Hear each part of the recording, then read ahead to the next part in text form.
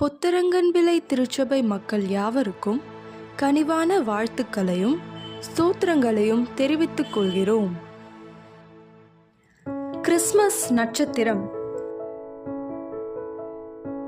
Christmas சமயத்தில் நட்சத்திரம் முக்கிய அடையாளமாக உள்ளது.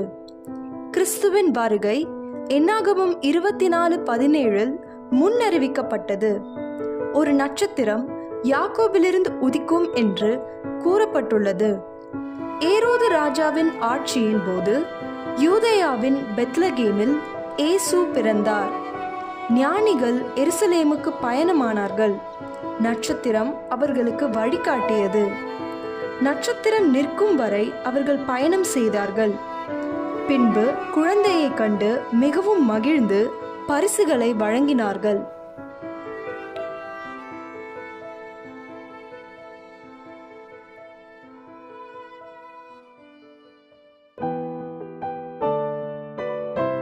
கிறிஸ்மஸ் கொண்டாட்டத்தின் துவக்கமாக அனைத்து தேவாலயங்கள் மற்றும் கிறிஸ்தவர்களின் இல்லங்களின் வாசல்களிலும் நட்சத்திரம் தொங்கவிடப்படும்.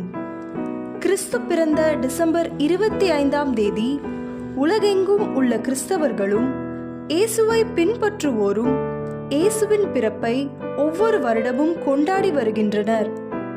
இயேசு பிறந்தபோது வானில் தோன்றிய நட்சத்திரத்தின் அடையாளமாக தான் தங்கள் வீடுகளில் பெரிய நட்சத்திரங்களை அலங்காரமாக தொங்கவிடுகின்றனர்.